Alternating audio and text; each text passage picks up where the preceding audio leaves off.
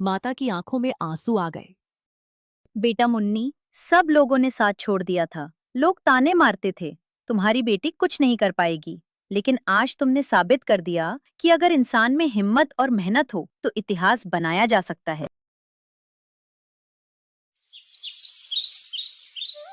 देवराज एक साधारण सा गांव था। चारों तरफ खेत थे और बीच में एक कच्ची सड़क थी। उसी के किनारे एक पुराना घर था। सुबह सुबह राधा आंगन में झाड़ू लगा रही थी और पास में उसकी सास रुक्मणी चारपाई पर बैठी थी। हाँ पापा जी, हो गई तैयार, चलो चले। बेटा, अच्छे से पढ़ाई करना और सबका नाम रोशन करना। हाँ पापा जी, सबका नाम रोशन करूंगी। लेकिन बेटा, तुम बनोगी क्या? पापा, मैं टीचर बनूंगी, क्योंकि जो बदमाश बच्चे होते हैं उनकी मैं पिटाई करूंगी। क्या?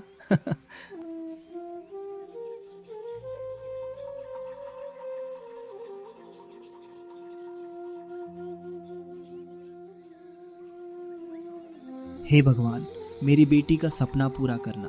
वो बहुत मेहनती लड़की है। सोनू ये बातें करते हुए आगे बढ़ ही रहा था कि तभी पीछे से एक तेज रफ्तार गाड़ी आई और उसे जोरदार टक्कर मारकर भाग गई। कुछ ही देर में वहां लोगों की भीड़ इकट्ठा हो गई, लेकिन तब तक बहुत देर हो चुकी थी। सोनू की मौत हो चुकी थी। बड़े बेटे के जाने के बाद घर का माहौल बदल चुका था। पहले जहां हंसी खुशी गूंजती थी, अब वहां हर बात में हिसाब किताब झलकता था। सास का मन हमेशा से छोटे बेटे की तरफ झुका रहता था। उसे वही सही लगता जो छोटा बेटा कह देता। एक दिन शाम को सब आंगन में बैठे थे। अम्मा, अब बात को टालने से कुछ नहीं होगा। राधा की बेटी अब बड़ी हो रही है। उसकी पढ़ाई, कपड़े, हर चीज का खर्च बढ़ता जा रहा है। ऊपर से खेत की आमदनी भी पहले जैसी नहीं रही। हम कब तक सब संभालेंगे? सोनू को गए 2 महीने हो चुके हैं। तुम ठीक कह रहे हो बेटा। सोनू के जाने के बाद उनका सहारा भी खत्म हो गया। लेकिन हम कब तक उनका बोझ उठाते रहेंगे? बातचीत के बीच ही राधा भी वहां आकर चुपचाप बैठ जाती है और मुन्नी नीचे बैठकर पढ़ाई करने लगती है। तभी सास राधा से कहती है, बहू, मैं सोच रही थी अब तुम भी कुछ कामकाज संभाल लो। खाली बैठने से मन और दुखी होता है। जी माँ जी, जो आप कहें। वीरेंद्र तुरंत बोला, हाँ भाभी, हमने सोचा है कि पीछे जो पुराना घर है ना, वहाँ अगर तुम रहोगी तो थोड़ा सुकून से काम भी कर पाओगी। यहाँ तो जगह भी कम पड़ती जा रही है। राधा थोड़ा चौंकी। देवर जी, मुझे ऐसा क्यों लग रहा है कि आप सब हमें घर से निकालना चाहते हैं? रुक्मणी देवी ने बात संभालते हुए कहा, देखो बहू, अब मुन्नी की शादी के बारे में सोचना चाहिए। लड़की बड़ी हो रही है और लड़कियों के लिए इतनी पढ़ाई काफी होती है।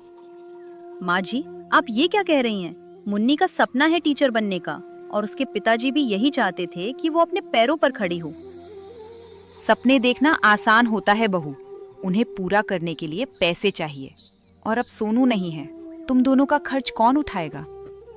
राधा की आंखों में आंसू आ गए, लेकिन आवाज में दर्द के साथ हिम्मत भी थी। हम बोझ नहीं है माँ जी। ये घर जितना वीरेंद्र का है उतना ही सोनू का भी था। क्या हमें कोई हक नहीं? सीधी बात है राधा भाभी, आपकी दवा और मुन्नी की पढ़ाई, कपड़े, हर चीज का खर्च बढ़ता जा रहा है। मैं इतना नहीं कर सकता। अब जब भाई नहीं रहा तो तुम्हारा यहाँ रहना ठीक नहीं। पीछे रामू काका के पास जो पुराना घर है वही तुम्हारे लिए सही रहेगा। मुन्नी अब तक चुप थी, लेकिन यह सुनकर वह खड़ी हो गई। उसकी आंखों में आंसू थे पर आवाज में हिम्मत थी। चाचा जी, ये घर हमारा भी है। अगर पिताजी होते तो क्या तब भी आप हमें जाने को कहते? चलो मुन्नी, जहाँ अपनेपन के लिए लड़ना पड़े वहाँ रहना ठीक नहीं। राधा ने एक छोटा सा बैग उठाया और मुन्नी ने अपनी किताबें सीने से लगा ली। दोनों दरवाजे की ओर बढ़ने लगी। जाते जाते मुन्नी ने एक बार मुड़कर हवेली को देखा। अब वो घर नहीं, सिर्फ एक जगह लग रही थी, जहाँ उनके लिए जगह धीरे धीरे खत्म कर दी गई थी। माँ, यहाँ मेरे पापा की यादें जुड़ी हुई हैं। क्या हम इसे छोड़कर जा रहे हैं? तेरे पापा की खुशबू, उनकी बातें सब हमारे साथ ही चलेंगी, लेकिन जहाँ अपने ही पराये हो जाएं, वहाँ ठहरना सिर्फ दिल को रोज रोज तोड़ना होता है। दोनों धीरे धीरे उस पुरानी झोपड़ी की तरफ बढ़ गईं, जहां से उनकी नई कहानी शुरू होने वाली थी। घर ठीक ठाक तो था, लेकिन ऊपर पक्की छत नहीं थी। फिर भी उन माँ बेटियों के पास इसके अलावा कोई और सहारा नहीं था। माँ, ये घर उस घर से कितना अलग है। क्या अब हम यही रहेंगे? हाँ बेटा, अब हम यही रहेंगे। भगवान ने हमें अपनी जिंदगी सुधारने का एक मौका दिया है, और ये मौका हर किसी को नहीं मिलता। हाँ माँ, अब से मैं मन लगाकर पढ़ाई करूंगी और पापा का सपना जरूर पूरा करूंगी।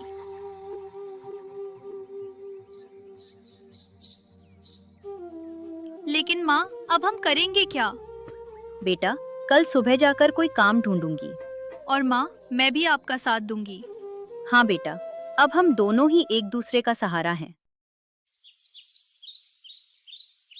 अगली सुबह राधा घर के बाहर झाड़ू लगा रही थी।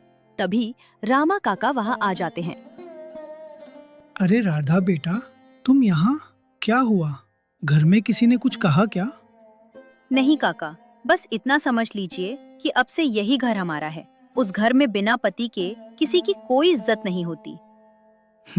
बेटा, वो लोग शुरू से ही ऐसे हैं। बस सोनू ही था जो सबको समझता था। अच्छा बेटा, मैं बाजार जा रहा हूँ सब्जी लेने। ठीक है काका।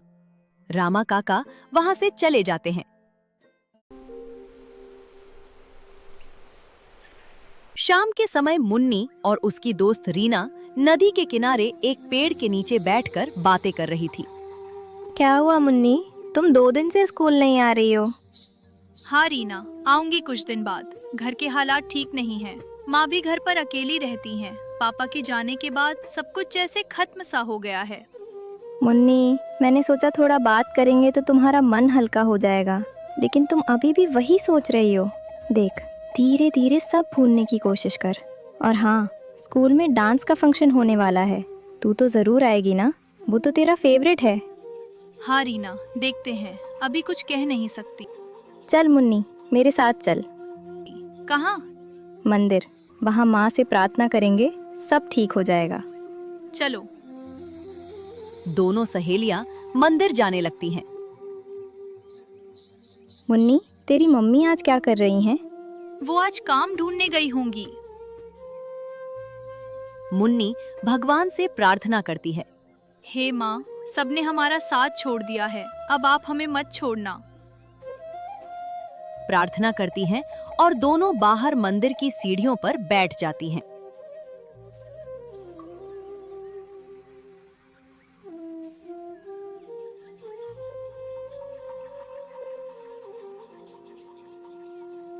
पंडित जी, आप इतने सारे फूल क्यों फेंक रहे हैं? बेटा, ये फूल अब सूख चुके हैं। इनका कोई उपयोग नहीं रहा, इसलिए इन्हें हटा रहा हूँ। चल मुन्नी, अब घर चलते हैं।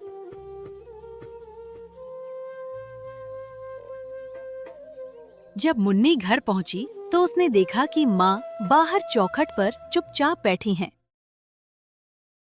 वह भी उनके पास जाकर बैठ गई। माँ, आप आ गईं? कोई काम मिला क्या? नहीं मुन्नी, हर जगह पूछ लिया, कोई काम देने को तैयार ही नहीं। कोई कहता है तुम यहाँ चोरी करने आई हो, और कोई तरह तरह की बातें सुनाता। समझ नहीं आ रहा क्या करूं। दोनों कुछ देर तक खामोश बैठी रहीं। राधा गहरी सोच में डूबी थी। तभी पीछे से एक आवाज आई। अरे राधा, तू यहाँ इतनी उदास क्यों बैठी है? राधा ने मुड़कर देखा, सामने सुमन खड़ी थी, उसकी सालों पुरानी सहेली। सुमन, समझ नहीं आ रहा क्या करूं। मुन्नी की पढ़ाई कैसे चलेगी? फीस, किताबें, यूनिफॉर्म। हमारे पास इतने पैसे नहीं हैं। मैं चाहकर भी कुछ नहीं कर पा रही। देख राधा, ऐसे रोने से कुछ नहीं बदलेगा। हमें रास्ता ढूंढना पड़ेगा। अगर बाहर काम नहीं मिल रहा तो क्यों ना तू ही कोई छोटा मोटा काम शुरू कर। मेहनत करेंगे तो धीरे धीरे सब ठीक हो जाएगा, और तुम दोनों अपना खर्च तो आराम से निकाल ही लोगी। ठीक है सुमन, अगर हम कुछ कर पाए तो जरूर करेंगे। माँ, आपने मेरे लिए इतना कुछ किया है। अगर आप काम करेंगी तो मैं भी आपके साथ काम करूंगी। नहीं बेटा, अब तेरे सपने मेरी जिम्मेदारी हैं। तुझे पढ़ना है, आगे बढ़ना है।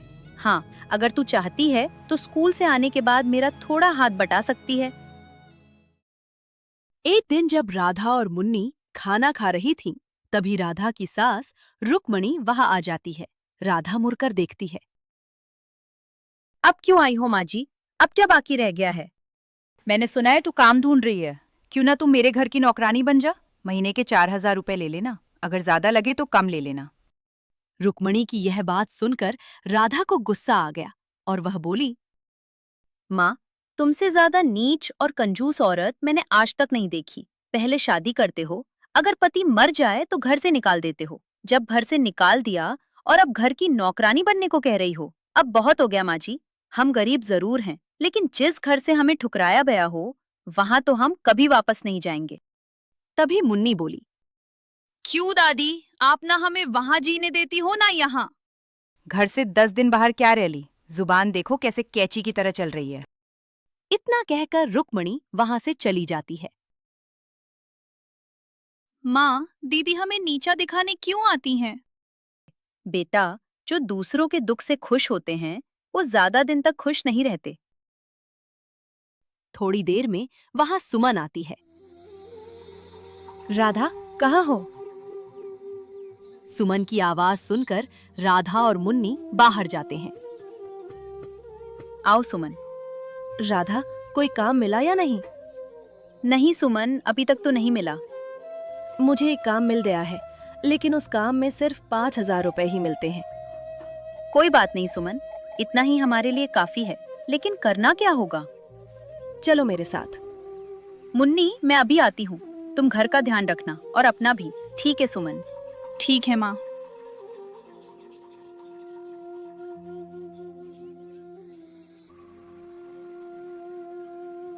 ये देखो राधा, ये दुकान है। यहाँ तुम्हें चाय बनानी है और दुकानों पर दे करानी है। ठीक है सुमन। अगले दिन राधा काम पर निकल जाती है। सुबह सुबह सारा काम निपटाकर काम पर चली जाती थी। वो देखो, हवेली की बहू चाय बेच रही है। लगता है इसकी सास ने इसे घर से निकाल दिया। राधा सब सुनती लेकिन अनसुना कर देती। एक सुबह निकलते समय, मैं काम पर जा रही हूँ। तुम समय से स्कूल चली जाना और पढ़ाई पर पूरा ध्यान देना। आप चिंता मत करो माँ, मैं सब संभाल लूंगी और शाम को आकर मैं आपकी भी मदद करूंगी। उस दिन स्कूल की छुट्टी के बाद मुन्नी अपनी सहेली रीना के साथ अपने घर की ओर लौट रही थी। मुन्नी, जो अगले हफ्ते हमारे स्कूल में प्रतियोगिता हो रही है उसमें तू हिस्सा ले रही है ना? पता नहीं, अभी तक तय नहीं किया। बस इन दिनों घर का काम भी थोड़ा बढ़ गया है। क्यों? तू तो हर प्रतियोगिता में हिस्सा लेती है और पढ़ाई में भी सबसे आगे रहती है। सोच रही हूँ संभाल भी पाऊंगी या नहीं। अरे संभाल लेगी, तू इतनी मेहनती है और मैं भी तो हूँ तेरी मदद करने के लिए। सच रीना, जब से तू मेरे साथ है ना, अकेलापन दूर हो जाता है। दोनों हंसते हुए आगे बढ़ने लगी। कुछ दूर चलने के बाद मुन्नी की नजर अपनी झोपड़ी पर पड़ी। उसने धीरे से कहा, चल रीना, मुझे अब यहीं जाना होगा। ठीक है, कल स्कूल में मिलते हैं।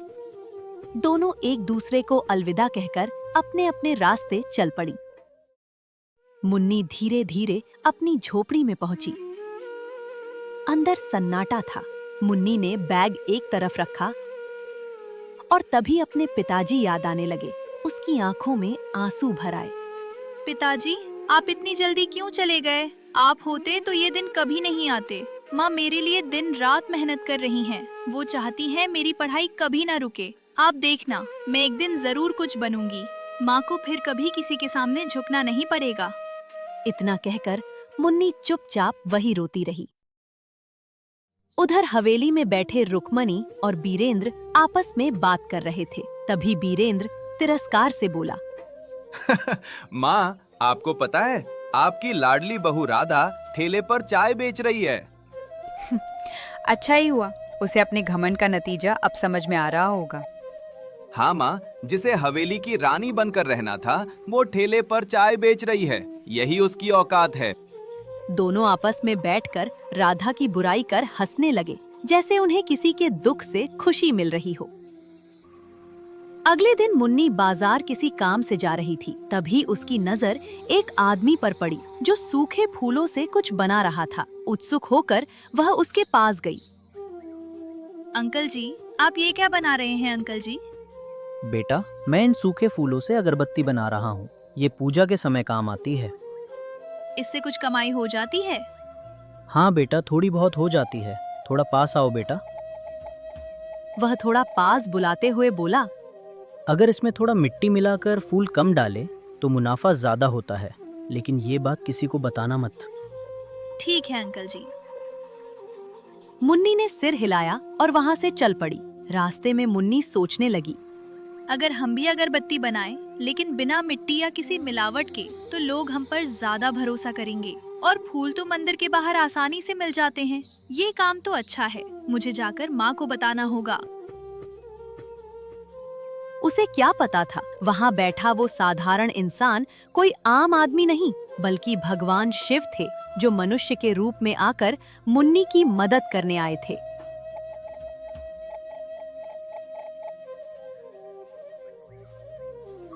माँ, मुझे एक तरीका सूझा है। कैसा तरीका? मुन्नी अपनी माँ को सब कुछ बताने लगी। राधा भी ध्यान से सुनने लगी। लेकिन मुन्नी, लोग ये सब खरीदेंगे? क्यों नहीं माँ, आजकल लोग असली चीजें ढूंढते हैं। जो मिलावट वाली होती हैं, वो लोग कम खरीदते हैं।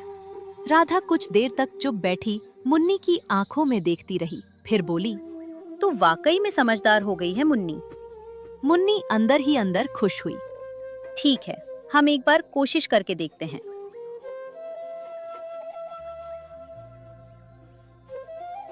अगले दिन मुन्नी सुबह सुबह मंदिर की ओर चल पड़ी और वहां से टोकरी में फूल भर लाती है और घर ले आती है। राधा उसे मुस्कान के साथ देख रही थी। अरे मुन्नी, लगता है मुझसे ज्यादा तुम्हें काम करने की जल्दी है। माँ, अब इन सूखे हुए फूलों का पाउडर बनाना होगा। उन्होंने उन फूलों को सुखाने के लिए रख दिया।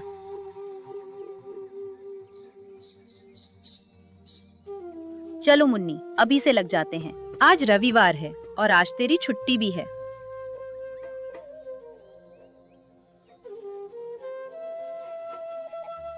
थोड़ी देर बाद रीना भी वहां आ जाती है। मुन्नी, कहाँ हो तुम? मुन्नी को रीना की आवाज सुनाई देती है। लगता है रीना है। आ जाओ रीना, मैं अंदर ही हूँ। रीना अंदर आती है और देखकर हैरान हो जाती है। अरे, ये क्या कर रही हो तुम मुन्नी? हम फूलों से अगरबत्ती बना रहे हैं। अच्छा हुआ तुम समय पर आ गई। मैं भी घर पर बोर हो रही थी, सोचा तुम्हारे पास आ जाऊं, और यहाँ तो तुम ये सब कर रही हो। तीनों मिलकर काम में लग जाती हैं और सारे फूलों का पाउडर तैयार कर लेती हैं। बेटा, तुम्हें पता है ना अगरबत्ती कैसे बनती है? हाँ माँ, पहले फूलों का पाउडर बनाते हैं, फिर लकड़ी का पाउडर मिलाते हैं, उसमें सुगंधित तेल और थोड़ा पानी डालते हैं, फिर उसे बांस की स्टिक पर लगाकर आकार देते हैं। बस अगरबत्ती तैयार हो जाती है। कुछ दिनों में वे काफी अगरबत्तियां बना लेती हैं। चलो बेटा, अब इन्हें बाजार में बेचते हैं। हाँ माँ। बाजार में वे एक पेड़ के नीचे बैठ जाती हैं और कुछ अगरबत्तियां जला देती हैं ताकि खुशबू लोगों तक पहुंचे। माँ, मैं स्कूल जा रही हूँ, आप ध्यान रखना। ठीक है बेटा।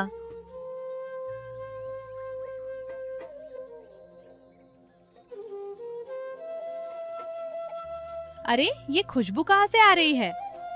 देखो, वो पेड़ के नीचे से आ रही है। बहन, ये अगरबत्ती से इतनी अच्छी खुशबू कैसे आ रही है? मैंने पहले कभी ऐसी खुशबू नहीं सूंघी। इसमें कोई मिलावट नहीं है। अच्छा, कितने की है? 10 रुपए में 15 पीस। इतनी सस्ती? अच्छा, मेरे लिए 100 रुपए की दे दो। ठीक है बहन। राधा 150 अगरबत्तियां पैक करके दे देती है। थोड़ी ही देर में खुशबू पूरे बाजार में फैल जाती है और लोगों की भीड़ लग जाती है। देखते ही देखते सारी अगरबत्तियां बिक जाती हैं।